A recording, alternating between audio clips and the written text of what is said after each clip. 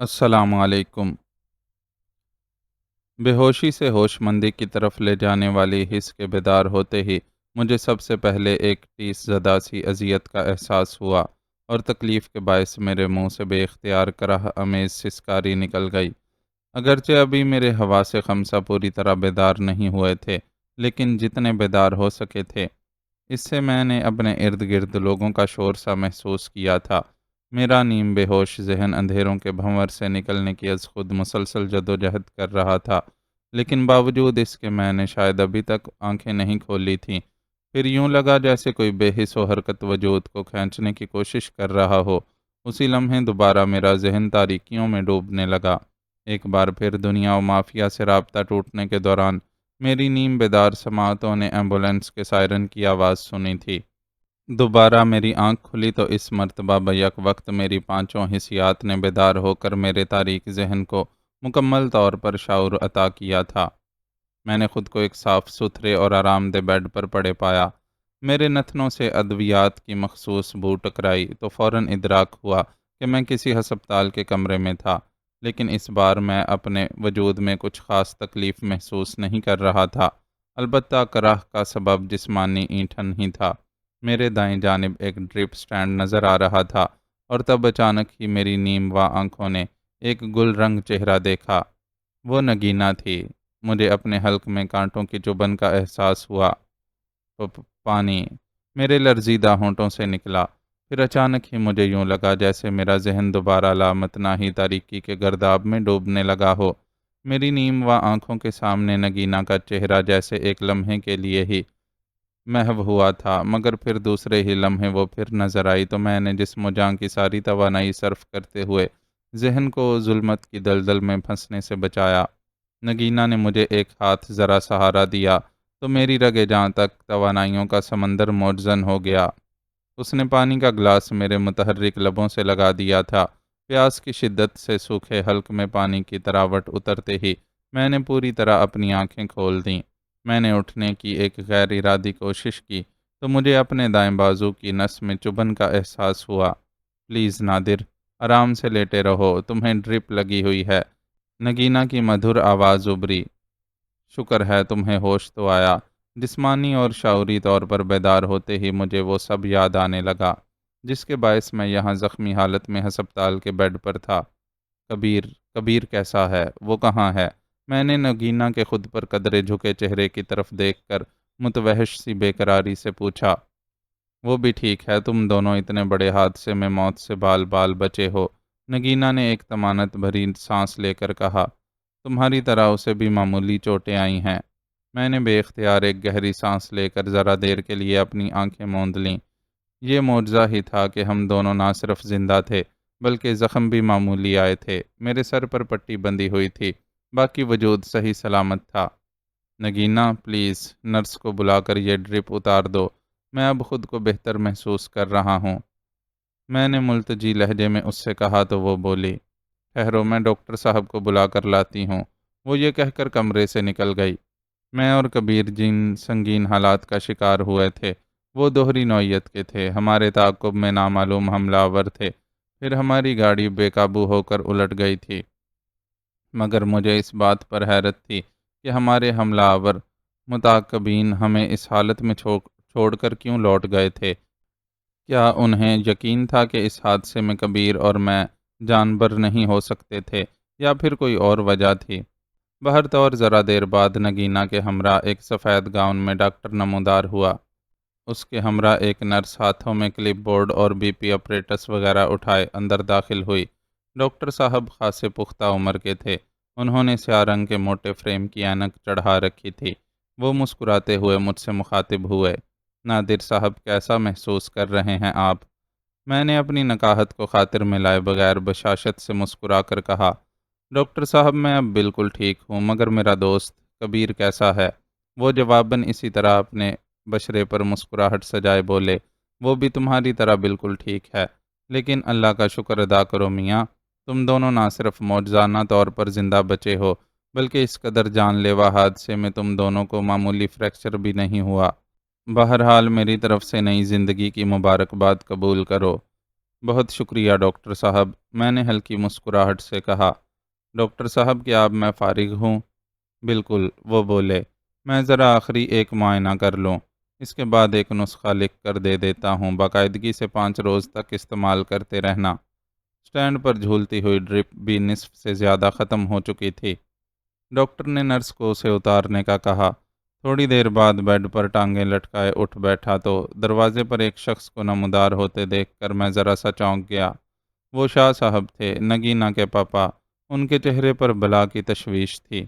میں نے فوراً ہولے سے سر کے اشارے سے انہیں سلام کیا۔ جیتے رہو بیٹے، کیسے ہو اب؟ انہوں نے جبراً مسکرا کر مجھ سے پوچھا۔ کافی بہتر ہوں، میں نے مختصراً کہا۔ اوکے، اتنا کہہ کر وہ قریب کھڑے ڈاکٹر سے مخاطب ہوئے۔ کیا آپ انہیں اب ڈسچارج کرنے کا ارادہ رکھتے ہیں؟ جی ہاں، ڈاکٹر صاحب نے کہا اور نرس کے ساتھ کمرے سے نکلتے چلے گئے۔ تھوڑی دیر بعد میرا ڈسچارج کارڈ ایک وارڈ بوائے لے کر آیا۔ میں سہارے کے بغیر چل سکتا تھا۔ کبیر کا کمرہ بھی میرے برابر ہی تھا۔ اس کے سر پر اور دائیں بازو پر بینڈیج تھی۔ اس کے ڈیڈی نظر حیات وغیرہ بھی اس کے ہمراہ تھے۔ 4 عدد باوردی پولیس اہلکار ان کے ہمراہ تھے۔ اس کے علاوہ شاہ میر اور نظر حیات کے مسلح محافظ بھی چوکس انداز میں وہاں موجود تھے۔ ہم سب ہسپتال کی عمارت سے باہر آئے تو کشادہ احاطے میں 2 کاریں کھڑی تھیں۔ نگینا مجھے لیے ایک کار کی طرف بڑھ گئی۔ وہاں باوردی شوفر مستعد کھڑا تھا، جس نے لپک کر ہمارے لیے دروازہ کھولا تھا۔ میں اور نگینا کبھی سیٹوں پر براجمان ہو گئے، جبکہ شاہ میر صاحب ڈرائیور کے برابر والی سیٹ پر تھے۔ ایک پولیس افسر کی نیلی جیپ بھی وہاں موجود تھی۔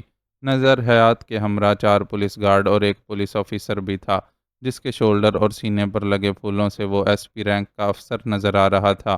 ہماری گاڑی میں سب کے براجمان ہوتے ہی تینوں گاڑیاں ہسپتال سے روانہ ہو گئیں۔ ان گاڑیوں کی منزل کبیر کے والد نظر حیات کی رہائش گاہ تھی۔ مجھے اب اکتاہٹ ہونے لگی تھی۔ میں واپس اپنے ہاسٹل جانا چاہتا تھا، مگر مجبور تھا، کیونکہ کم از کم 1.5-2 گھنٹوں سے پہلے میں یہاں سے ہل بھی نہیں سکتا تھا۔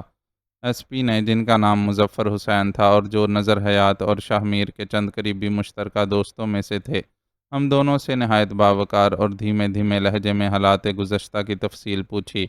درمیان میں وقتاً فوقتاً سوالات بھی کرتے رہے۔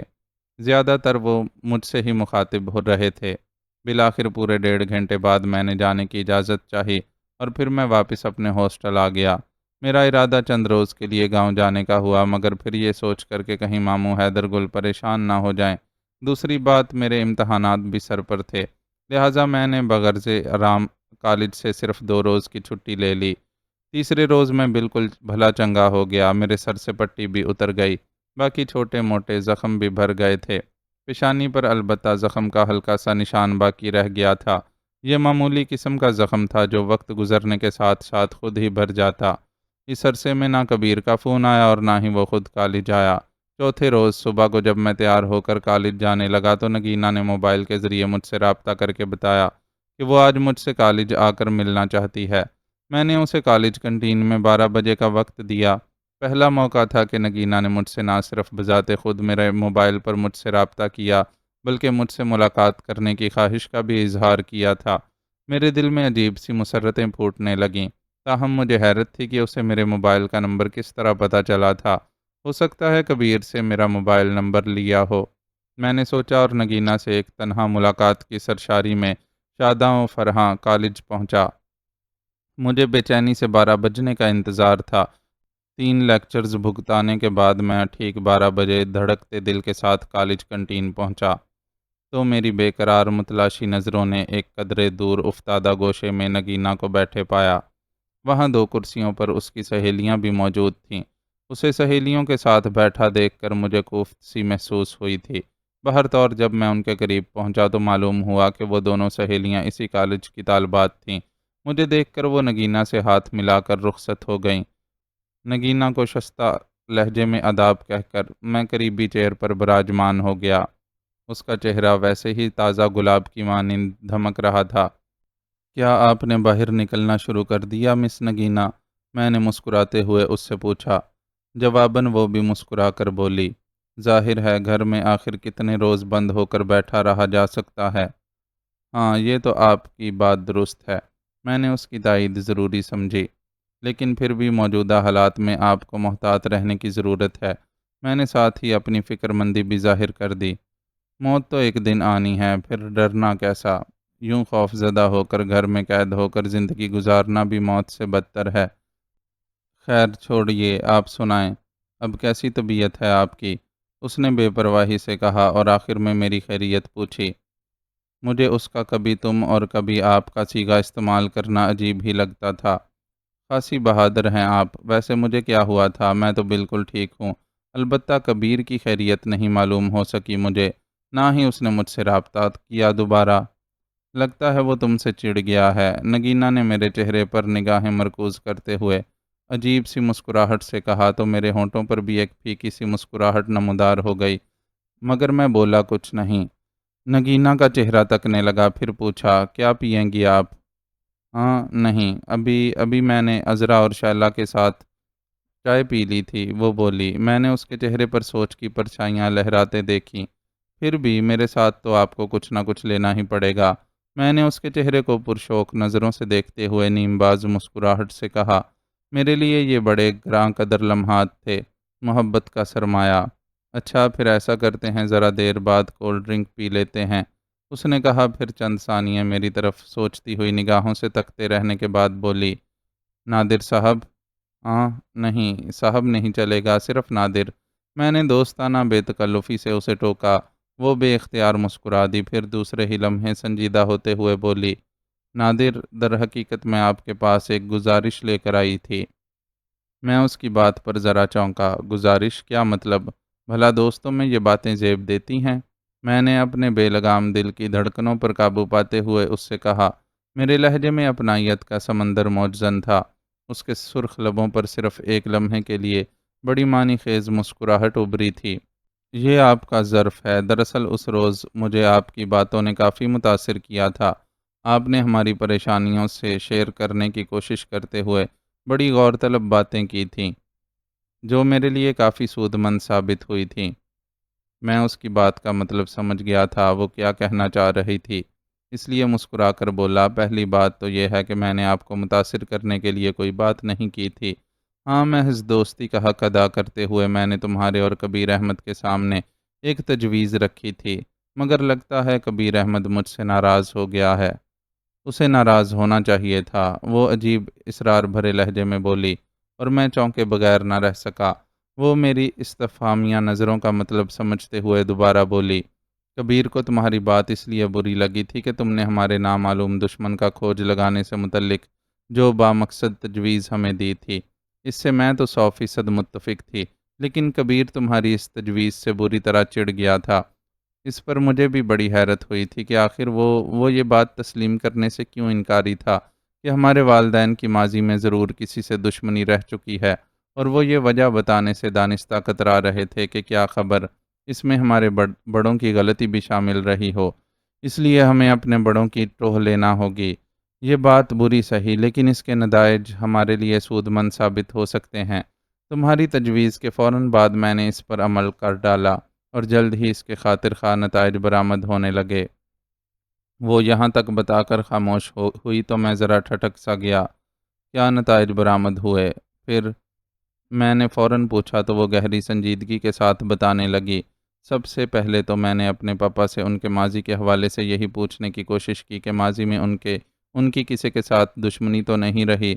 انہوں نے اگرچہ پورے وثوق کے ساتھ انکار کیا تھا، مگر میں نے صاف طور پر محسوس کیا تھا کہ ان کے چہرے کے تاثرات ان کے لہجے کا ساتھ نہیں دے رہے ہیں۔ مجھے یہ بات کھٹک گئی، اور میرا تمہاری اس بات پر پختہ یقین ہونے لگا کہ ہمارے نامعلوم دشمنوں کا تعلق ہمارے بڑوں سے رہ چکا ہے۔ ابھی کل رات ہی کی بات ہے، وہ انکشاف کرنے کے انداز میں آخر میں بولی، اور میں بغور اس کی طرف دیکھنے لگا۔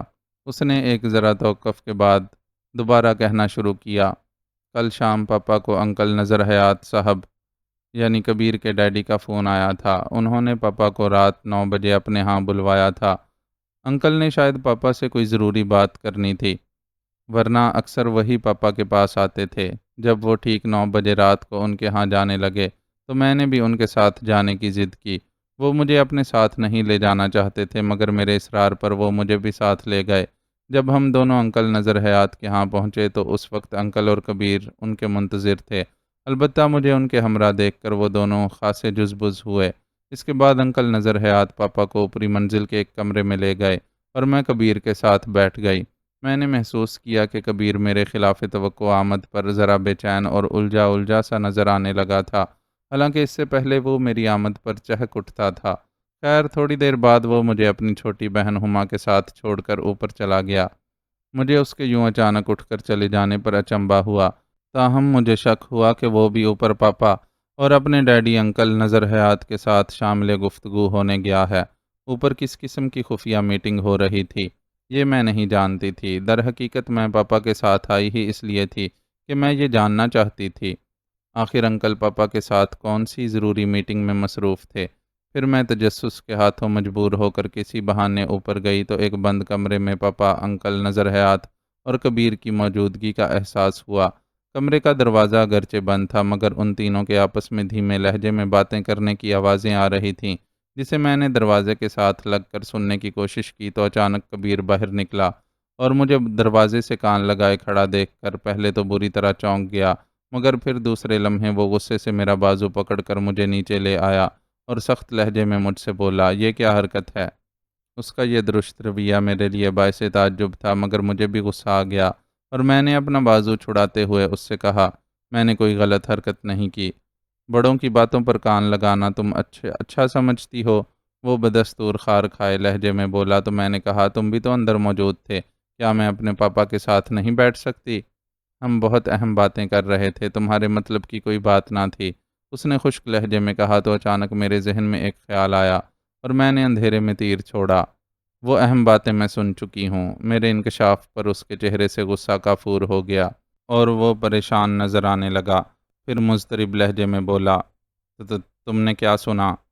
میں نے سب سن لیا ہے، کیا تمہیں بتانا ضروری ہے؟ میرے سرد لہجے نے اسے جب بری طرح زچ کیا تو وہ میری طرف چند لمحے بھانپتی نظروں سے دیکھتا رہا، پھر ایک ایک لفظ چبا کر مجھے سمجھانے والے انداز میں بولا، نگینہ بعض باتوں کو جاننا ہمارے لیے ضروری نہیں ہوتا، اس طرح خواہ پیچیدگیاں پیدا ہوتی ہیں۔ اس کا لہجہ ذرا نرم پڑ گیا تھا مگر میں بدستور خشک لہجے میں بولی، مگر میں جاننا چاہتی تھی کہ اندر ہمارے کون سے نامعلوم دشمنوں کے بارے میں خفیہ ڈسکشن ہو رہی ہے۔ تمہارا دماغ خراب ہو گیا ہے نگینہ؟ وہ ایک دم آپے سے باہر ہو گیا، پھر دانت پیس کر بولا، یہ سارا کیا دھرا نادر کا ہے، اس نے ہی تمہارے دماغ میں یہ خناس بھر دیا ہے کہ اپنے بڑوں کی ٹوہ لگاؤ۔ یہ خناس نہیں، حقیقت ہے، میں نے بھی سخت لہجے میں کہا، کیونکہ میں جان چکی تھی کہ اندر ان تینوں کے درمیان ضرور ان نامعلوم حملہ کے بارے میں خفیہ میٹنگ ہو رہی تھی جو ہمارے خون کے پیاسے ہو رہے تھے۔ تاہم میں نے کبیر احمد سے صاف صاف کہہ دیا کہ نادر کی بات 100% درست ثابت ہوئی ہے کہ پاپا اور انکل ہی نہیں بلکہ تم بھی اچھی طرح جانتے ہو کہ ہمارے دشمن کون ہو سکتے ہیں، مگر ان کا نام لینے سے دانستہ گریز کیا جا رہا ہے۔ اتنا کہہ کر میں باہر چلی آئی۔ نگینہ یہ سب بتا کر خاموش ہوئی تو میں گہری سوچ میں ڈوب گیا۔ کبیر کا رویہ غیر فطری اور کچھ معاندانہ سا تھا۔ کچھ دیر دریائے سوچ بچار میں غوطہ زن رہنے کے بعد میں نگینہ سے مخاطب ہوا، نگینہ در حقیقت میں نے تو دوستی کے ناطے اپنا فرض نبھانے کی کوشش کی تھی جو شاید کبیر کو بری لگی۔ میرا خیال ہے کہ مجھ سے ناراضگی بجا ہے۔ مجھے واقعی تم لوگوں کے معاملے میں ٹانگ اڑانے کی کوشش نہیں کرنا چاہیے تھی، کیونکہ میں نہیں چاہتا کہ بعد میں تمہیں بھی میری بات ناگوار گزرے اور میں تمہاری دوستی سے بھی ہاتھ دھو بیٹھوں، جو مجھے بہرحال قطعاً گوارا نہیں۔ نہ جانے میں نے دل کے ہاتھوں مجبور ہو کر یہ کیسے کہہ ڈالا کہ اچانک نگینہ کے چہرے پر ایک گہرا تاثر ابھرا تھا۔ میری بات پر اسے ایک جھٹکا سا لگا تھا مگر دوسرے ہی لمحے میں نے دیکھا اس کے نرم و گداز لبوں پر ایک گہری مسکراہٹ ابھری اور آنکھوں میں عجیب سی چمک نمودار ہوئی۔ پھر وہ عجیب سے لہجے میں بولی، نادر؟ اس کے پکارنے میں بھیدوں بھری عمیق گہرائی تھی۔ ہوں، میں نے بدستور اس کی دل نشین آنکھوں میں جھانکتے ہوئے مختصراً کہا، کیا تم مجھے کبیر جیسا انسان سمجھتے ہو؟ میں اس کی بات پر ذرا چونکا، پھر ہلکی مسکراہٹ سے بولا، نہیں ایسی بات نہیں، دراصل مجھے تمہاری دوستی پر ذرا بھی شبہ نہیں ہے نادر۔ وہ اچانک میری بات کاٹ کر جیسے دل کی گہرائیوں سے بولی اور مجھے یوں لگا جیسے وہ مجھ سے کہہ رہی ہو کہ نادر مجھے تمہاری محبت پر ذرا بھی شبہ نہیں، مجھے اگرچہ تمہارے ساتھ دوستی میں زیادہ عرصہ نہیں ہوا مگر دوستی تو دوستی ہوتی ہے جو دنوں سالوں اور صدیوں کی محتاج نہیں ہوتی۔ اور کیا یہ ضروری ہے کہ دوستی جیسے جذبات پنپنے کے لیے طویل مدت درکار ہو؟ خلوص تو خلوص ہوتا ہے جو پہلی ہی نظر میں اور پہلی ہی ملاقات میں بے لوث دوستی کو جنم دے ڈالتا ہے۔ وہ جیسے عالم بے اختیاری میں کہے جا رہی تھی، میں اسے آج بالکل ایک الگ روپ میں دیکھ رہا تھا جو میرے لیے خوشگوار حیرت کا باعث تھا۔ میرے اندر پھول جھڑیاں سی چھوٹنے لگیں اور اس کے بے اختیار اور دھیمے لہجے کی چاشنی نے مجھے ایسی سرشاری میں مبتلا کر ڈالا کہ بے اختیار میرے مرتعش ہونٹوں سے ابھرا، نگینا، پھر تم نے مجھے کیسا دوست پایا؟ میں نے تمہیں واقعی ایک سچے اور پرخلوص دوست کے روپ میں دیکھا ہے۔ اس کا جواب فوراً اور بلا جھجک تھا، بس اس سے آگے کچھ نہیں۔ میرے اندر کا دیوانہ پن اپنے جوبن کو چھو رہا تھا اور جذبات کی سرکشی نے مجھے ایکائکی دلیر بنا دیا۔ کیا محبت ایسی ہی دلیری بخشتی ہے؟ وہ بغور میری آنکھوں میں جھانکنے لگی۔ یقیناً میری آنکھوں میں اسے الفت کا ایک ٹھاٹھے مارتا سمندر موجزن نظر آیا ہوگا۔ تب میں نے بھی اس کی آنکھوں میں مد بھری جھیل کو ہلکورے لیتے ہوئے محسوس کیا۔ اس نے ایک گہری سانس خارج کی تو جیسے میں ایکائکی سرشاری کی کیفیت سے نکلا اور ذرا کھنکار کر قدرے خفیف لہجے میں جھینپ کر بولا، سوری، پتہ نہیں میں کیا کہہ گیا آپ سے۔ وہ بدستور میری آنکھوں میں جھانک رہی تھی مگر بولی کچھ نہیں۔ ہم دونوں لمحہ بھر کے لیے انجانے سے تاثر کی غیر مرئی ڈور میں بند سے گئے تھے۔ میں نے ویٹر کو آواز دی، پھر اسے کولڈ ڈرنک لانے کو کہا۔ نگینا نے ایک گہری سانس کھینچی اور میز پر رکھے پانی کے جگ کی طرف ہاتھ بڑھانا چاہا تو میں نے جلدی سے ایک کانچ کے گلاس میں پانی انڈیل کر اسے تھما دیا۔ تھینکس کہہ کر اس نے گلاس میرے ہاتھ سے لے لیا اور اپنے ہونٹوں سے لگا لیا۔ چند گھونٹ پینے کے بعد وہ بولی، نادر، میں بہت پریشان ہوں۔ مجھے اپنے پاپا اور گھر والوں سے بہت محبت ہے۔ گھر کے کسی فرد کو چھینک بھی آ جاتی ہے تو پورے گھر کا سکون درہم برہم ہو جاتا ہے۔ میں خوف زدہ نہیں ہوں، لیکن اچانک اس کے لہجے میں رقت اتر آئی، اس کا گلا رند گیا۔ اس کی آنکھوں میں نمی اتر آئی جسے اس نے پوچھنے کی ذرا بھی کوشش نہ کی۔ نادر، مجھے تمہاری مدد کی ضرورت ہے، وہ رندے ہوئے لہجے میں بڑی بے بسی کے ساتھ مجھ سے بولی۔ مجھے پورا یقین ہے کہ تم ہی وہ شخص ہو جو میری ہیلپ کر سکتے ہو۔ اس کا لہجہ مرتعش تھا۔ اس کی التجا نے مجھے اندر سے بری طرح جھنجھوڑ کر رکھ دیا۔ اس کے رندے ہوئے سے لہجے میں ایک آس تھی، ایک حسرت تھی۔ وہ مجھ سے ملنے ایک امید کے سہارے آئی تھی اور میں اس کی امید کا ایک فروزاں چراغ بن جانا چاہتا تھا، اور یہ جان کر کہ وہ اس وقت ایک مصیبت کا شکار تھی، مجھے خود پر اپنے جذبات پر قابو پانا تھا کہ کہیں میرے دل بے قرار کی تمنا اظہار محبت کی صورت میں لبوں تک نہ آ جائے، اور یہ میرے نزدیک ایک انتہائی درجے کی خود غرضی تھی اور محبت کا عامیانہ پن بھی۔ اس کا پورے یقین اور امید بھرے انداز میں مجھے یہ کہنا کہ مجھے پورا یقین ہے کہ تم ہی وہ شخص ہو جو میری ہیلپ کر سکتے ہو، میرے لیے اس کا یہ مان کوئی معمولی بات نہ تھی۔ اس کے وجدان نے یقیناً میرے پرخلوص، دوستانہ اور سچے جذبات کو محسوس کیا تھا۔ اس کے اس ایک جملے نے مجھے سرشار کر کے رکھ دیا تھا۔ وہ اب بڑی پر امید نگاہوں سے میرے چہرے کی طرف یکٹک دیکھے جا رہی تھی۔ چنانچہ میں نے اس کی آنکھوں میں دیکھتے ہوئے مستحکم لہجے میں کہا، نگینا، میں تم سے اپنے دل کی بات کہوں کہ تم اور کبیر کو پریشان دیکھ کر میں نے یہ پختہ عزم کر لیا تھا کہ میں اس سنگین صورتحال میں تم دونوں کا ساتھ ضرور دوں گا۔ یہی سبب تھا کہ میں نے اس پراسرار مسئلے کے حل کے سلسلے میں تمہارے اور کبیر کے سامنے ایک تجویز رکھی تھی، مگر کبیر کو میری بات شاید حد درجہ ناگوار گزری تھی۔ لیکن تم نے جب خود میری اس تجویز پر عمل کیا تو یہ پراسرار حقیقت واضح ہونے لگی کہ میری بات کسی حد تک درست ثابت ہوئی ہے۔ تم بے فکر ہو جاؤ، میں تمہارے ساتھ ہوں اور ایک اچھے اور مخلص دوست کی حیثیت سے مجھ سے جو ہو سکا وہ میں ضرور کروں گا۔ میں نے دانستہ کبیر کے تذکرے کو بھی شامل گفتگو رکھا تھا، کیونکہ نگینا اس وقت ایک مصیبت کا شکار تھی اور میں نہیں چاہتا تھا کہ اسے میری طرف سے ذرا بھی کسی تعلق، خاطر یا جذباتی لگاوٹ کا احساس ہو۔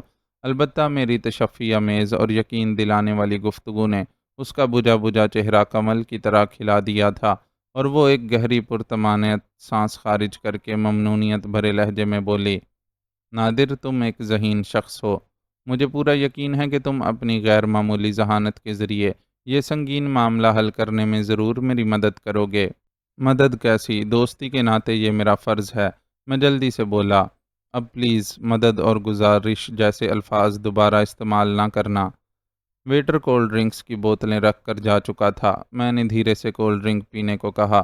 تقدیر اب مجھ پر یوں مہربان ہونے لگی کہ اس مسئلے کے بہانے نگینہ کبیر سے دور اور میرے بتدریج قریب ہوتی چلی گئی۔ باتوں باتوں میں نے یہ پتہ چلا لیا تھا کہ نگینہ اور کبیر کی دوستی محض اچھے دوستوں کی سی رہی تھی۔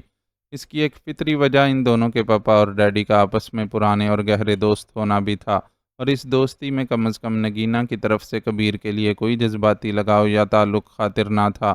یوں میرے ضمیر پر بھی اس بات کا بوجھ نہ رہا تھا کہ میں نے خدا نخواستہ کبیر کی محبت پر شب خون مارا ہو۔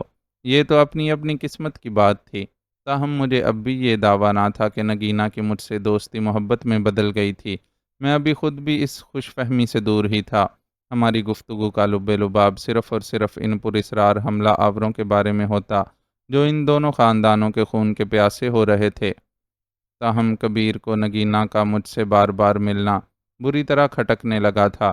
پھر وقت گزرنے کے ساتھ مجھے اس بات کا بھی احساس ہونے لگا تھا کہ کبیر نہ صرف مجھ سے روکھا روکھا رہنے لگا تھا، بلکہ بسا اوقات تو اس نے مجھے نگینہ کے ساتھ راہ و رسم بڑھانے پر ٹوکنے کی بھی کوشش کی تھی۔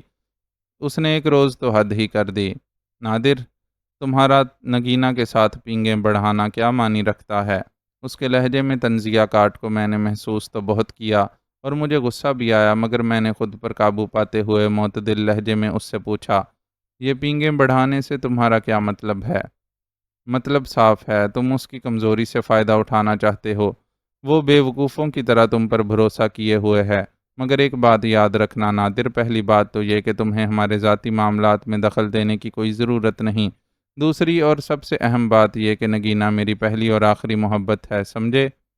نوبت یہاں تک آ گئی تھی کہ کبیر کا رویہ میرے ساتھ اب رقیبانہ ہونے لگا تھا۔ مجھے اس کے اس انداز گفتگو پر جہاں دکھ ہوا وہاں غصہ بھی آیا، تاہم میں نے بدستور کول مائنڈڈ ہوتے ہوئے دوستانہ انداز میں اسے سمجھانے کی کوشش کی۔ یار کبیر، یہ تمہیں کیا ہو گیا ہے؟ تم کس قسم کی غلط فہمی میں پڑ چکے ہو؟ میں نے تو آج تک نگینہ سے کوئی ایسی ویسی بات نہیں کی۔ اگر نگینہ کو بھی تمہاری طرح تم سے محبت ہے تو خوفزدہ ہونے کی کیا ضرورت ہے؟ اور جہاں تک تمہارے معاملات میں ٹانگ اڑانے والی بات ہے تو معاف کرنا یار، تم اس سلسلے میں بھی بڑی خطرناک غلط فہمی کا شکار ہو۔ نگینہ جیسی تمہاری دوست ہے ویسی میری بھی ہے۔ اس نے مجھ سے دوستانہ استدعا کی ہے کہ میں ان پراسرار دشمنوں کا کھوج لگانے میں اس کی مدد کروں۔ حیرت ہے، تم بھی تو اس مسئلے سے دوچار ہو، پھر مجھ سے تم اس قسم کی جرح کیوں کر رہے ہو؟ میری وضاحت پر اس کے ہونٹوں پر بڑی گہری اور استہزائیہ مسکراہٹ ابھری اور وہ اپنے ہونٹ بھینچ کر مجھ سے بولا، تم مجھے ڈاج نہیں دے سکتے نادر، کیونکہ میں اچھی طرح جانتا ہوں کہ نگینہ کی مدد کی آڑ میں تم اس سے کیا چاہتے ہو۔ ایک بات صاف صاف کان کھول کر سن لو نادر، تم نے پہلے ہی نگینہ کو مجھ سے برگشتہ کر دیا ہے۔ اب تم اس کے ساتھ یہ چال چل رہے ہو کہ اسے اپنے باپ سے بھی متنفر کرنا چاہتے ہو۔ میں تمہیں ایسی اوچھی حرکت ہرگز نہیں کرنے دوں گا۔ اس کا لب و لہجہ بتدریج جارحانہ ہوتا جا رہا تھا۔ یار، میں نگینہ کو اس کے باپ سے کیوں متنفر کرنا چاہوں گا؟ ذرا اس کی تفصیل بھی بتا دو۔ نہ چاہتے ہوئے بھی میرے لہجے میں ہلکی سی ترشی عود کرائی۔ اپنے باپ کی ٹوہ میں لگانا ان سے برگشتہ کرنا نہیں ہے تو پھر کیا ہے؟ وہ گرم لہجے میں بولا، اور ذرا یہ بھی بتا دو کہ مجھے اس کا کیا فائدہ ہوگا؟ میں بڑے تحمل کا مظاہرہ کر رہا تھا۔ اگر تم سننا چاہتے ہو تو سن لو، وہ انکشاف کرنے والے انداز میں بولا۔ میں نے پہلے دن سے محسوس کر لیا تھا کہ تم نگینہ میں غیر معمولی دلچسپی لینے لگے ہو، مگر میں دوستی کی خاطر خاموش رہا۔ یہ میرے سوال کا جواب نہیں ہے، میں نے اسے سختی سے ٹوکا۔ میں اسی طرف آ رہا ہوں، ذرا حوصلے سے سننا۔ وہ بلا تعمل زہریلے لہجے میں بولا، کیونکہ تم اچھی طرح جانتے تھے کہ نگینہ کے پاپا اور میرے ڈیڈی آپس میں بچپن کے گہرے دوست ہیں، اور اس ناطے میرے اور نگینہ کے درمیان دوستی کا رشتہ اور بھی مضبوطی اختیار کر گیا ہے۔ تم نے مارے آستین بن کر سب سے پہلے نگینہ کی کمزوری سے فائدہ اٹھا کر اسے مجھ سے بدگمان کیا، اور اب نگینہ کو یہ باور کرانا چاہتے ہو کہ ہمارے والدین سے ماضی میں ضرور کوئی ایسی مجرمانہ غفلت ہوئی ہے جس کے نتیجے میں ہمارا کوئی نادیدہ دشمن پیدا ہو گیا ہے۔ کیونکہ تم اچھی طرح حقیقت جانتے ہو کہ نگینہ کے پاپا مجھے اپنی بیٹی کا رشتہ دینے میں ذرا بھی تعمل سے کام نہیں لیں گے۔ اس لیے تم نے موقع سے فائدہ اٹھانے کا یہ منصوبہ بنایا کہ نگینا کے پاپا کو اس کی نگاہوں میں مجرم بنانے کی ٹھانی، تاکہ کل کلاں تم نگینا کو اپنی جھوٹی محبت کے دام میں پھانس لو تو نگینا اپنے پاپا کے سامنے سرکشی پر اتر آئے۔ وہ یہ فضول بیانی کر کے خاموش ہوا تو میری کن پٹیاں سلگ اٹھیں، مگر میرا طیش میں آنا اس کے شک کو تقویت میں بدل سکتا تھا، اس لیے میں نے اپنے اندر کے ابال پر بمشکل قابو پاتے ہوئے قدرے تلخ لہجے میں کہا، کبیر، میں سوچ بھی نہیں سکتا تھا کہ تم میرے بارے میں اتنی گری ہوئی سوچ رکھتے ہو۔ مجھے ایک سوال کا جواب دو، کیا تم نگینا سے محبت نہیں کرتے؟ یہ میرا ذاتی معاملہ ہے، مجھے اس سوال کی پہلے ہی سے توقع تھی، اس لیے میں نے بلا تامل جواب دے دیا۔ مجھے صاف صاف جواب چاہیے۔ اگر تم نگینا سے محبت کرتے ہو تو مجھے بتانے سے کیوں ڈرتے ہو؟ اس نے جیسے مجھے جھنجھوڑ ڈالا تو میں نے بھی برملا اس سے سوال کر ڈالا، تم یہ بتاؤ، کیا کبھی نگینا سے تم نے اظہار محبت کیا ہے؟ میری بات پر اس کے چہرے پر ایک رنگ سا آ کر گزر گیا۔ بولو، تمہارے سوال کا جواب تمہیں مل جائے گا، میں نے اسے اکسایا۔ نہیں، مگر ہماری شادی میں کوئی رکاوٹ نہیں ہے، اس نے جواباً کہا۔ تو بس پھر بات ہی ختم، نگینا نہ تمہاری ملکیت ہے نہ میری، اب یہ اس کی مرضی پر منحصر ہے کہ وہ ہم دونوں میں سے کسے اپنا جیون ساتھی چنتی ہے، میں نے بھی صاف گوئی سے کہا۔ کبیر کے چہرے پر اشتعال کی سرخی ابھر آئی اور پھر وہ میری آنکھوں میں آنکھیں ڈال کر زہریلے لہجے میں بولا، نادر، تم اپنی حیثیت پہچان کر بات کرو، تمہاری کیا اوقات ہے یہ میں اچھی طرح جانتا ہوں، اور تمہارا ماضی کیا ہے میں اس سے بھی واقف ہوں۔ جس طرح تم ہمارے بڑوں کی ٹوہ لگانے کی کوشش کر رہے ہو، اسی طرح میں بھی تمہاری ٹوہ لگا چکا ہوں۔ میں چاہوں تو نگینا کو تمہاری ساری حقیقت سے آگاہ کر دوں، جسے جاننے کے بعد وہ تم پر تھوکنا بھی گوارا نہیں کرے گی۔ میں اس کی اس بےہودگی پر پھٹنے کے قریب ہو گیا۔ میں اپنے دونوں ہاتھوں کی مٹھیاں بھینچ کر حلق کے بل دھاڑا۔ کبیر، زبان سنبھال کر بات کرو، ورنہ… میں اشتعال کے مارے لرزنے لگا۔ اس نے میری دکھتی رگ پر ہاتھ رکھ دیا تھا۔ ورنہ کیا؟ میری بات کی کرہ سچائی نے تمہیں آخر کھلا دیا نا، اس لیے تو سیانے کہتے ہیں کہ دوسروں کی ٹوہ لینا اچھی بات نہیں۔ وہ استہزائیہ مسکراہٹ کے ساتھ بولا اور وہاں سے چلا گیا۔ میں اپنی جگہ بے حس و حرکت کھڑا رہ گیا۔ میرے اندر الاؤ سا بھڑکنے لگا تھا۔ کبیر کی باتوں نے میرا ذہن بری طرح جھنجھوڑ کر رکھ دیا تھا۔ میرے اندر کی دبی دبی ازلی چنگاری نے ایک آگ پکڑ لی۔ میں اپنے تاریک ماضی سے غافل نہ تھا، بلکہ بذات خود میں اپنے ماضی کے بارے میں جاننے کی ازلی خواہش رکھتا تھا۔ تو پھر کیا کبیر میرے ماضی سے واقف ہو چکا تھا؟ مجھ سے پہلے وہ میرے ماضی کے بارے میں جان چکا تھا۔ میرے اندر لرزہ خیز خیال ابھرا، میرا پورا وجود ایک لاوے کی صورت کھولنے لگا۔ مجھے اپنے حلق میں کانٹے سے چبھتے ہوئے محسوس ہونے لگے۔ میں نے لرزتے قدموں کے ساتھ کونے میں رکھے فریج سے ٹھنڈے پانی کی بوتل نکالی اور ڈھکنا کھول کر منہ سے لگا لی۔ ٹھنڈا پانی بھی میرے سینے کی تپش کو سرد نہ کر سکا، تو میں نے ہسٹریائی انداز میں چلا کر بوتل ایک کونے میں پھینک دی۔ میرے اندر کی ازلی آگ پوری طرح بھڑکنے لگی تھی۔ دوسرے دن نگینا نے مجھے اپنی برتھ ڈے کی تقریب میں شرکت کا دعوت نامہ دیا۔ کبیر بھی اس کے ساتھ تھا۔ وہ دونوں ایک لمبی چوڑی ٹویوٹا کریسیڈا کار میں آئے تھے اور ان دونوں کے ہمراہ 3 گن بردار باڈی گارڈ بھی تھے۔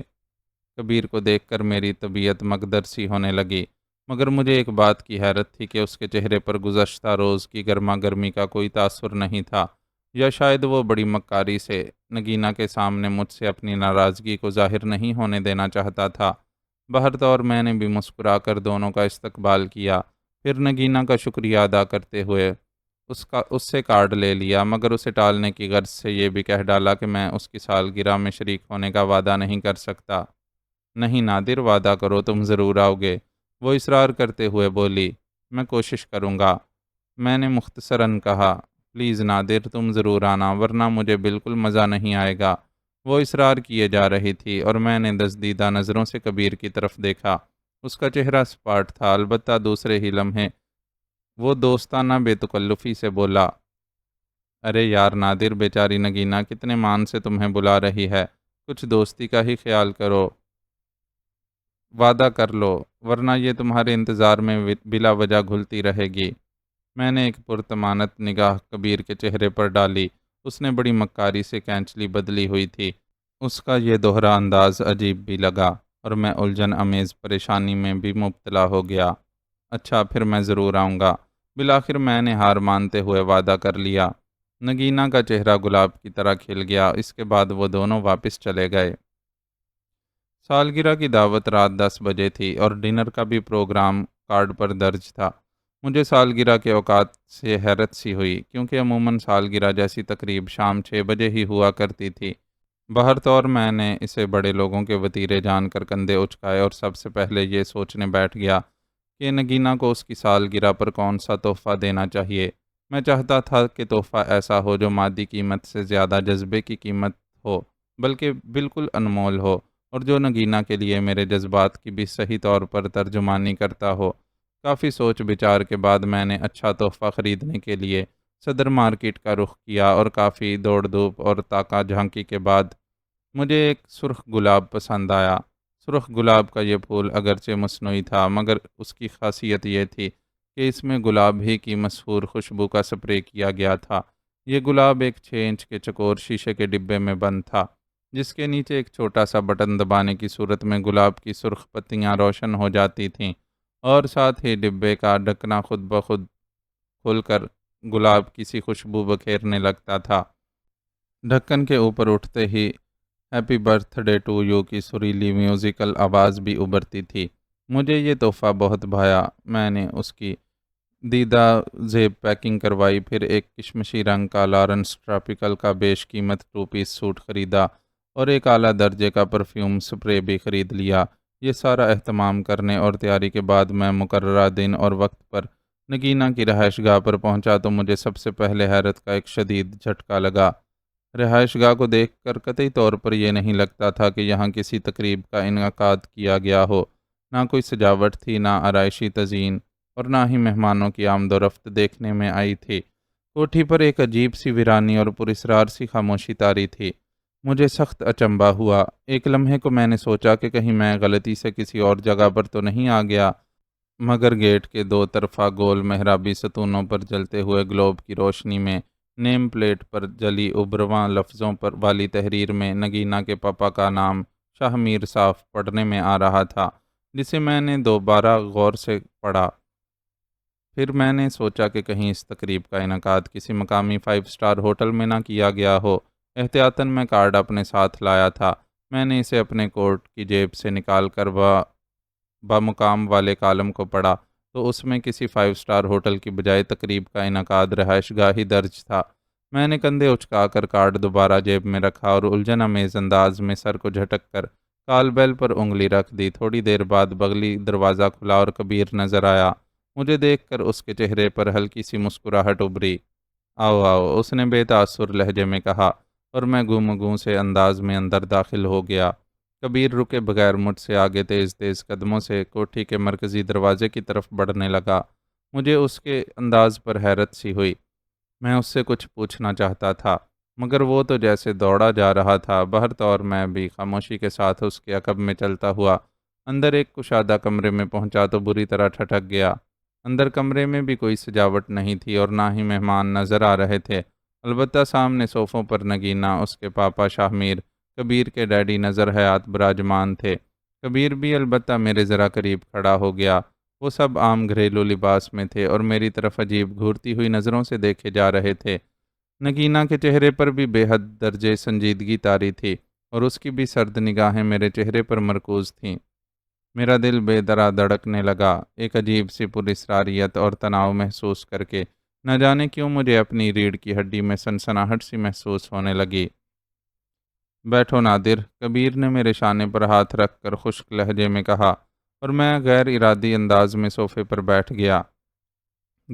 گفٹ پیک ہنوز میرے ہاتھوں میں تھا اور میں حیران پریشان ایک ایک کا چہرہ تکے جا رہا تھا۔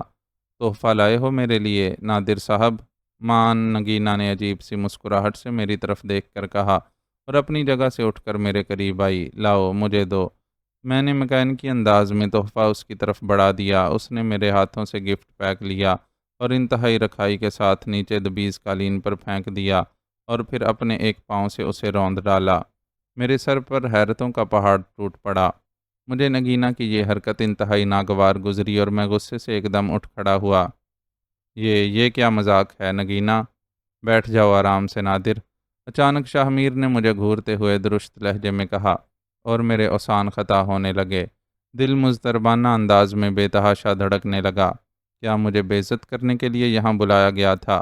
میں پوچھتا ہوں یہ سب کیا ہے؟ میں غصے سے پھنکارتے ہوئے شاہ میر سے بولا تو کبیر کے ڈیڈی نظر حیات مجھے گھورتے ہوئے سرسراتے لہجے میں بولے، پہلے آرام سے بیٹھ جاؤ نادر علی خان، ولد قادر علی خان۔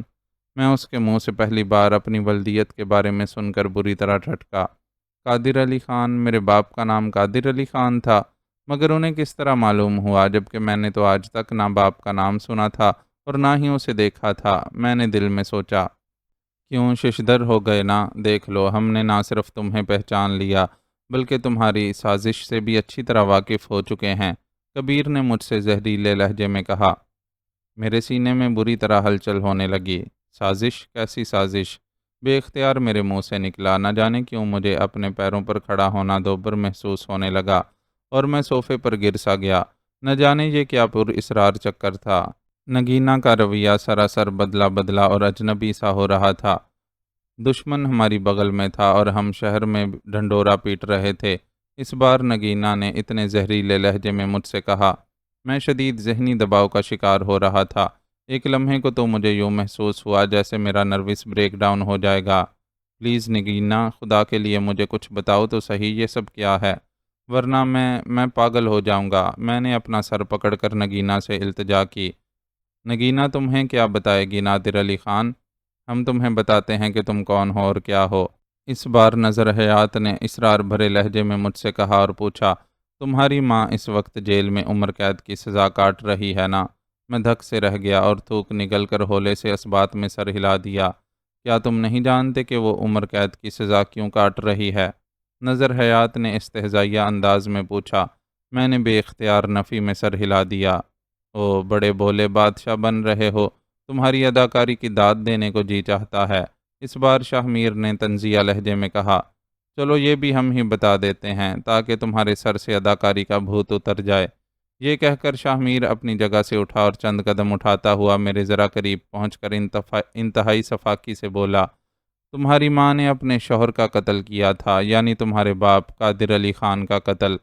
میں یہ سن کر یکدم سناٹے میں آ گیا تھا۔ میری زخمی سماعتوں میں جیسے وحشتوں کے سناٹے چیخ رہے تھے۔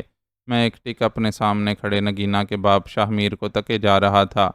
نگینہ سمیت کبیر اور اس کے ڈیڈی نظر حیات میرے چہرے کے تاثرات کا گہری نظروں سے جائزہ لے رہے تھے، گویا یہ بھانپنے کی کوشش میں ہوں کہ ابھی ذرا دیر پہلے شاہ میر کے لرزہ خیز انکشافات سے میں واقعی لا علم تھا یا لا علمی میری اداکاری تھی۔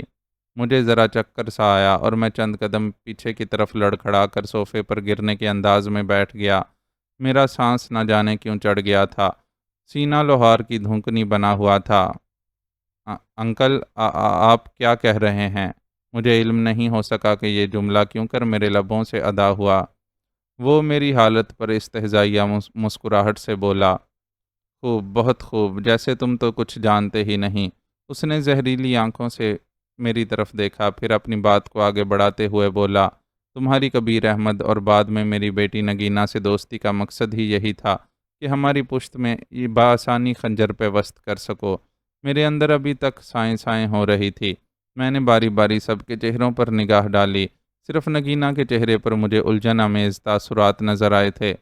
میں نے سب سے پہلے خود پر قابو پایا اور عجیب سے متحمل لہجے میں شاہ میر کی طرف دیکھ کر بولا، انکل میں واقعی کچھ نہیں جانتا، خدا کے لیے میری بات پر بھروسہ کریں۔ اگر آپ لوگوں کو یہ غلط فہمی ہے کہ در حقیقت میں ہی آپ لوگوں پر قاتلانہ حملے کروا رہا ہوں، تو اس کے پیچھے دشمنی کی کوئی ٹھوس وجہ ہونا چاہیے۔ تمہاری بات بالکل درست ہے، اس بار کبیر احمد کے ڈیڈی نظر حیات نے کہا اور اپنی جگہ سے اٹھ کھڑا ہوا، پھر اپنی بات جاری رکھتے ہوئے دوبارہ مجھ سے بولا، غلط فہمی ہمیں نہیں، تمہارے ماموں حیدر گل اور تمہیں ہے، اور تم دونوں مل کر ہمارے خلاف دشمنی کا جو جال بن رہے ہو، ہم اس سے بھی اچھی طرح واقف ہیں، اور تمہیں یہاں ڈرامائی انداز میں بلانے کا ہمارا مقصد محض یہی تھا کہ ہم تمہیں یہ بتا سکے کہ ہم تمہاری درپردہ سازش سے واقف ہو چکے ہیں، اور ہاں، اگر دوبارہ ہم پر یا ہمارے بچوں پر تم نے یا تمہارے ماموں حیدر گل نے حملہ کرنے کی کوشش کی تو تم دونوں ماموں بھانجے یاد رکھنا، ہمیں دشمنی نبھانی اچھی طرح آتی ہے۔ Now you get out from here. اس نے آخر میں تضحیک آمیز لہجے میں مجھے دھتکارا۔ احساس ذلت سے میری کنپٹیاں سلگ اٹھیں۔ میرا دماغ پہلے ہی جل رہا تھا، میں گویا ایک ابال کی سی کیفیت سے گزر رہا تھا۔ چنانچہ میں بھی اڑ گیا، خود کو سنبھالتے ہوئے اپنی جگہ سے اٹھ کھڑا ہوا اور شاہ میر اور نظر حیات کے چہروں پر نظریں گاڑتے ہوئے اٹل لہجے میں بولا، اب میں یہاں سے اس وقت تک نہیں جاؤں گا جب تک مجھے ماموں حیدر گل اور میرے خلاف آپ لوگوں کے دلوں میں پروان چڑھتی دشمنی یا غلط فہمی کی تفصیل معلوم نہیں ہو جائے گی۔ ماحول میں یک لخت پر اسرار سناٹا طاری ہو گیا تھا، جسے کبیر احمد کی نفرت امیز آواز نے پارا پارا کر دیا۔ وہ کہہ رہا تھا، نادر بس اب بہت ڈرامہ رچا لیا تم نے، تمہارے چہرے سے نقاب اتر چکا ہے، اب تم ہمارے ساتھ مزید ڈھٹائی امیز مکاری نہیں کر سکتے۔ جاؤ اور اپنے ماموں حیدر گل سے کہہ دینا کہ آئندہ تم لوگوں نے ہمارے خلاف کوئی چال چلنے کی کوشش۔ میں اس کی بات کاٹ کر یکدم چیخ اٹھا، پلیز پلیز فار گاڈ سیک، میں پاگل ہو جاؤں گا۔ مجھے کچھ سمجھ میں نہیں آ رہا کہ تم لوگ کس دشمنی اور کون سی سازش کی بات کر رہے ہو۔ میں خدا کو حاضر ناظر جان کر کہتا ہوں کہ مجھے کچھ بھی نہیں معلوم۔ اگر تم لوگ میرے ماضی کے متعلق جانتے ہو تو مجھے بتاؤ، میں تم لوگوں کا ممنون رہوں گا۔ اتنا تو میں بھی جانتا ہوں کہ میری ماں اس وقت سے جیل کی سلاخوں کے پیچھے عمر قید کی سزا کاٹ رہی ہے جب میں پیدا بھی نہیں ہوا تھا، اور حد یہ کہ مجھے میری ماں نے جیل کی سیلن زدہ کوٹھڑی کے ننگے فرش پر ایڑیاں رگڑ رگڑ کر جنم دیا تھا۔ یہی وہ پھانس ہے جس نے آج تک مجھے بے چین کر رکھا ہے۔ میں نے تو اپنے ماموں حیدر گل سے بھی کئی بار دریافت کرنے کی کوشش کی تھی کہ میری ماں جیل کے پیچھے اپنے کس جرم کی سزا بھگت رہی ہے، میرا باپ کون ہے اور کہاں ہے، لیکن نہ ماں نے کبھی مجھے یہ حقیقت بتانے کی کوشش کی، نہ ہی ماموں حیدر گل نے۔ میں نے تو اب ماں سے بھی ملاقات کرنا چھوڑ دی ہے، حتیٰ کہ ماموں حیدر گل جنہوں نے مجھے آج تک بڑے ناز و نام سے پالا پوسا ہے، تنگ آ کر میں نے ان سے بھی یہ پوچھنا چھوڑ دیا ہے۔ اب جب کہ آپ لوگوں کی زبانی مجھے اس حقیقت کا پتہ چلا ہے کہ میری ماں نے میرے باپ قادر خان کا قتل کیا ہے اور وہ اسی جرم کی پاداش میں سزا بھگت رہی ہے، تو میں ہاتھ جوڑ کر آپ لوگوں سے التجا کروں گا کہ خدا را مجھے یہ ساری حقیقت بتائیں کہ میری ماں نے میرے باپ کا قتل کس وجہ سے کیا تھا۔ میں نے اتنا کہا اور خاموش ہو کر ہانپنے لگا، میرے اعصاب شل ہو رہے تھے، میری رگوں میں جذباتیت کوٹ کوٹ کر بھری ہوئی تھی جس نے مجھے جوالا مکھی بنا کر رکھ دیا تھا۔ میرے وجود پر سوالیہ نشانات کے جو نکیلے آنکڑے پھنسے ہوئے تھے، ان کی چبھن سے میرا اندر چھلنی ہوا جا رہا تھا۔ ایک آگ تھی جو مجھے خاکستر کیے دے رہی تھی۔ میں خاموش ہوا تو ہر طرف گہرا سناٹا چھا گیا، اس میں مجھے اپنے سانسوں کی آواز بہت بلند محسوس ہو رہی تھی۔ کبیر احمد نے دانت نکوس کر دوبارہ مجھ سے کچھ کہنے کی کوشش کی، مگر نظر حیات نے ہاتھ کے اشارے سے بیٹے کو روک دیا۔ اس کے ہی نہیں بلکہ شاہ میر کے چہرے پر بھی مجھے پہلی مرتبہ پرسوچ خاموشی نظر آنے لگی تھی۔ البتہ نگینا سے رہا نہ گیا اور وہ میرے چہرے پر اپنی گہری نگاہیں مرکوز کرتے ہوئے اپنے باپ شاہ میر سے بولی، پاپا میرا خیال ہے کہ نادر واقعی کچھ نہیں جانتا، اس نے اپنی صفائی میں جو کچھ کہنا تھا وہ یہ کہہ گیا ہے۔ اب میری آپ سے اور انکل نظر حیات سے درخواست ہے کہ اگر آپ لوگوں کو حقیقت کا علم ہے تو اسے آگاہ کر دیں۔ اس بات پر میں نے نگینا کے چہرے کی طرف دیکھا۔ میری نظروں میں اس کے لیے کسی گلے کسی شکوے کا شائبہ تک نہ تھا، ہاں ایک تشکر تھا، ایک التجا تھی۔ مجھے اندازہ ہونے لگا کہ نگینا ہی شاید وہ ہستی ہو سکتی ہے جو میرے اندر کے ہجان اور تڑپ کو سمجھ سکتی تھی۔ وہ سب شاید میری طرف سے کسی بھیانک غلط فہمی کا شکار تھے، تو میں اس کی وجہ جاننے کے ساتھ ساتھ یہ بھی جاننے کے لیے بے چین تھا کہ آخر مجھے اپنا دشمن سمجھنے کی کیا وجہ تھی۔ یہ بہت اہم سوال تھا میرے لیے۔ نظر حیات نے ایک طویل ہمکاری لی اور صوفے پر پھیل کر بیٹھ گیا اور پھر شاہ میر کی طرف دیکھ کر بولا، میرا خیال ہے نگینا بیٹی کی بات صحیح ہے۔ پھر کیا کہتے ہو شاہ میر، نادر کو وہ ساری داستان سنا دی جائے؟ میں اب شاہ میر کی طرف دیکھنے لگا، اس کے چہرے پر گمبھیرتا طاری تھی۔ چند ثانیے کی پرسوچ خاموشی کے بعد وہ جواباً اپنے دوست نظر حیات سے بولا، یہ ابھی قبل از وقت ہوگا کیونکہ اسے شاید ہماری بات پر یقین نہ آئے، اس کے لیے ابھی اتنا جاننا ہی کافی ہوگا کہ اسے یتیم کرنے والی خود اس کی اپنی ماں تھی۔ اب اسے چاہیے یہ اپنے ماموں حیدر گل کا گریبان پکڑے اور اس سے پوچھے کہ اس نے اپنی بہن شبینہ کا جرم اپنے بھانجے سے چھپانے کی کوشش کیوں کی؟ کیا اس لیے کہ وہ عورت اس کی بہن تھی؟ آخری جملہ کہتے ہوئے اس کے لہجے میں استہزائیہ کاٹ اتر آئی تھی، جس سے میرا دماغ جلنے لگا۔ وہ ٹھیک ہی تو کہہ رہا تھا، ماموں بھلا مجھے کس منہ سے اپنی بہن کے اس ناقابل معافی اور بھیانک جرم کا جواب دیتے۔ آج مجھے محسوس ہو رہا تھا کہ ماموں حیدر گل میرے سوالوں کے جواب دینے سے کیوں کتراتے تھے۔ تاہم میں نے شاہ میر کی طرف دیکھ کر اٹل لہجے میں کہا، نہیں انکل، ماموں حیدر گل سے تو میں اچھی طرح پوچھوں گا ہی، مگر میں چاہتا ہوں کہ آپ کو جو حقیقت معلوم ہے وہ مجھے بتائیں، کیونکہ آپ لوگوں کو سب سے پہلے مجھ پر ہی اس بات کا شبہ ہوا تھا کہ نگینہ پر گمنام قاتلانہ حملہ کروانے والا میں ہی ہوں۔ آپ کی اس غلط فہمی کی ضرور کوئی ٹھوس وجہ ہوگی۔ رہی بات ماموں کی تو میں اچھی طرح جانتا ہوں، وہ مجھ سے کئی باتیں پوشیدہ رکھنے کی کوشش کریں گے، اس لیے میں نے ان سے کچھ پوچھنا ہی چھوڑ دیا ہے۔ یہی تو ہم بھی دیکھنا چاہتے ہیں برخوردار۔ اس بار شاہ میر کی آواز میں خاص انداز کا تحمل تھا اور لہجے میں بھی پہلے والی کاٹ نہ تھی۔ ہم بھی یہ دیکھنا چاہتے ہیں کہ وہ تم سے کتنا سچ بولتے ہیں، کیونکہ یہ سچ بڑا کڑوا ہے۔ ہو سکتا ہے تم ہمارے منہ سے سن کر آپے سے باہر ہو جاؤ اور یہاں کسی قسم کی بدمزگی ہو۔ شاہ میر نے پہلی بار ٹھہر ٹھہر کر گفتگو کی تو نظر حیات بھی مجھ سے ذرا معتدل لہجے میں بولا، ہمیں اب اس بات کا احساس ہو رہا ہے کہ ہم شاید تمہاری طرف سے غلط فہمی کا شکار تھے، کیونکہ تمہارے چہرے اور لہجے کی سچائی سے صاف محسوس ہوتا ہے کہ تمہیں بہرحال حقیقت کا علم نہیں ہے۔ اس لیے ہم بھی اب اپنے رویے کی تم سے معافی چاہتے ہیں، لیکن ہمارا اب بھی تمہیں وہی مشورہ ہے کہ اپنے ماموں حیدر گل کو کریدنے کی کوشش کرو، پھر ہمارے پاس آنا، ہم تمہیں ساری حقیقت بتا دیں گے۔ میں اس کی بات سے ذرا متذبذبانہ سوچ میں پڑ گیا۔ پلیز نادر، پاپا اور انکل کا مشورہ مان لو، اس طرح ہمارے دل بھی ایک دوسرے سے صاف ہو جائیں گے۔ نگینہ نے مجھے مخاطب کر کے بڑے التجا آمیز لہجے میں کہا۔ میں نے ایک نظر اس کے چہرے پر ڈالی تو وہاں مجھے شرمندگی کے آثار محسوس ہوئے، مگر کبیر کا منہ ابھی تک پھولا ہوا تھا۔ میں نے بالآخر انکل نظر حیات سے کہا، انکل میرے لیے بہرحال یہ خوشی کی بات ہے کہ آپ لوگوں نے میری بات پر بھروسہ کیا۔ آپ لوگوں کی باتوں کا لب لباب یہی نکلتا ہے کہ آپ لوگوں پر قاتلانہ حملے کروانے میں میرا یا ماموں حیدر گل کا ہی ہاتھ ہے۔ کیا آپ مجھے اتنا بھی نہیں بتا سکتے کہ آخر ماموں اور آپ لوگوں کے درمیان دشمنی کی کیا وجہ ہے؟ میری بات پر نظر حیات نے شاہ میر کی طرف دیکھا۔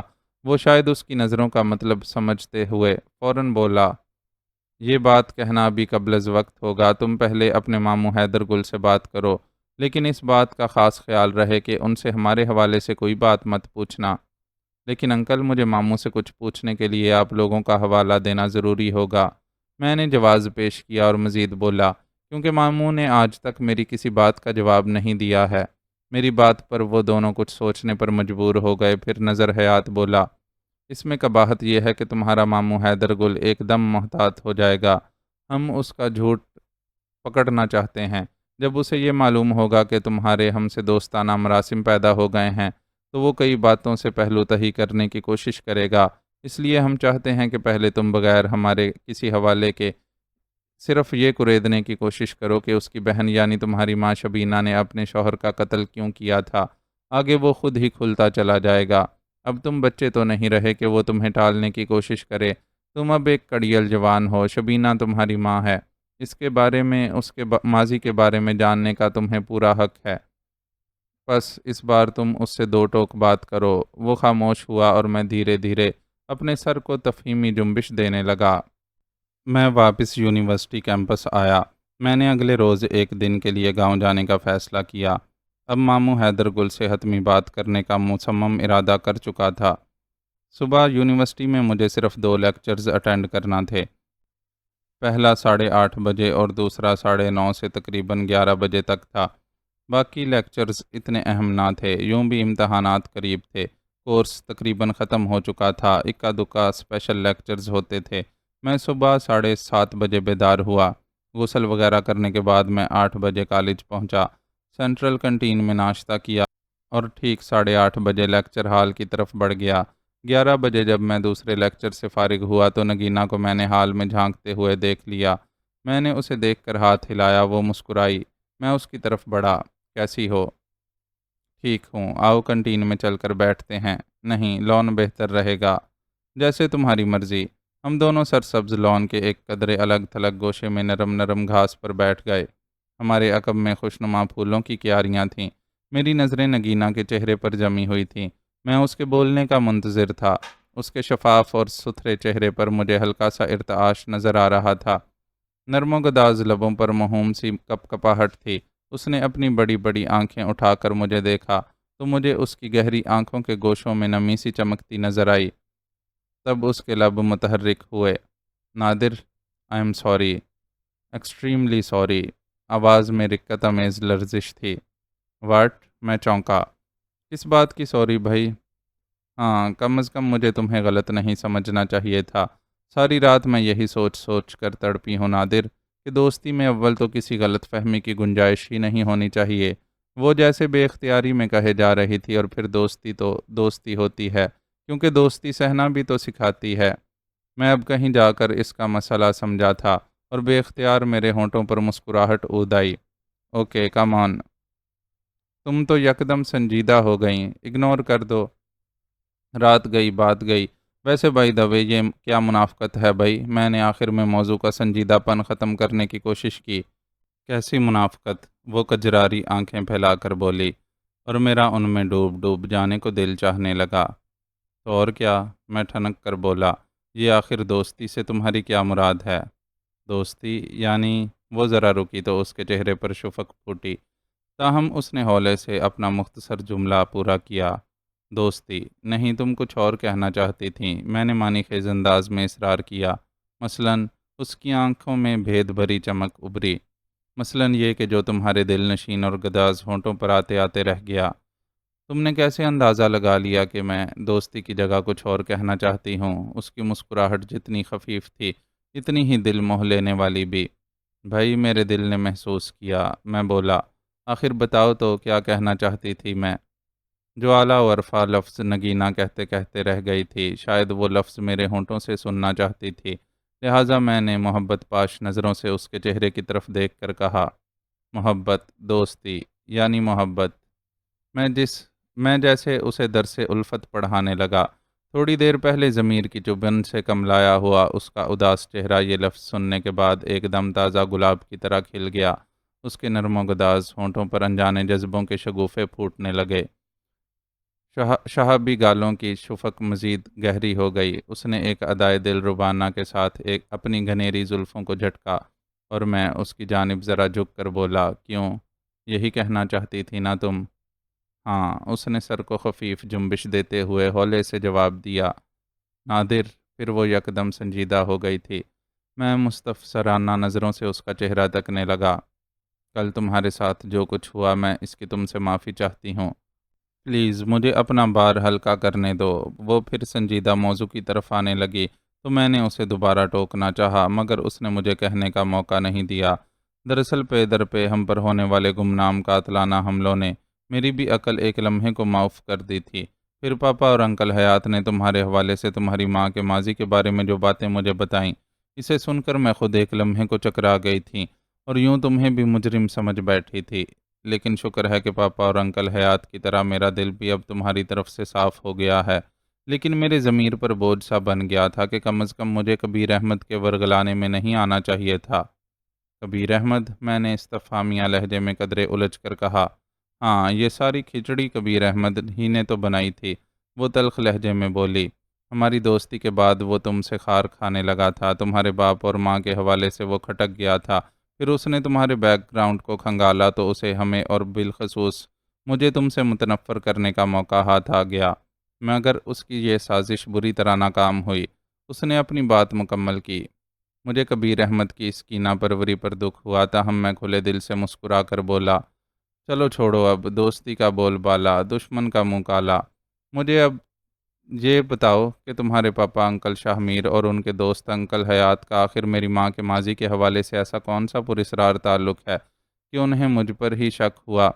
کیا تم مجھے بتانا پسند کرو گی یا کہ آخر تمہارے پاپا اور انکل حیات نے میری ماں کے ماضی کے حوالے سے کیا باتیں تمہیں بتائیں؟ میری بات پر وہ آنکھیں جھکا کر بولی، نادر، ابھی مجھ سے کچھ نہ پوچھو پلیز، تم صرف وہ کرو جو پاپا اور انکل حیات نے تم سے کہا ہے۔ لیکن پاپا اور انکل کی طرح میرا بھی تم سے وعدہ ہے کہ تمہیں سب کچھ بتا دیا جائے گا۔ سمجھ میں نہیں آتا کہ تم لوگوں کو پہلے حقیقت بتانے میں کون سی مصلحت مانے ہے۔ میں قدرے الجھ کر بولا تو وہ میری طرف دیکھ کر بڑی رسان سے بولی، بے فکر رہو نادر، بڑوں کے فیصلے میں بھی ایک بھید ہوتا ہے جس میں چھوٹوں کی بھلائی ہی پوشیدہ ہوتی ہے۔ کیا خبر ہمارے پہلے حقیقت کھولنے پر تم بدگمان ہو جاؤ ہم سے۔ میں پرسوچ خاموشی میں مستغرق ہو گیا۔ پھر میں اسی روز گاؤں روانہ ہو گیا۔ معزز ناظرین و سامعین، لائک، کمنٹس اور شیئر ضرور کریں۔ شکریہ۔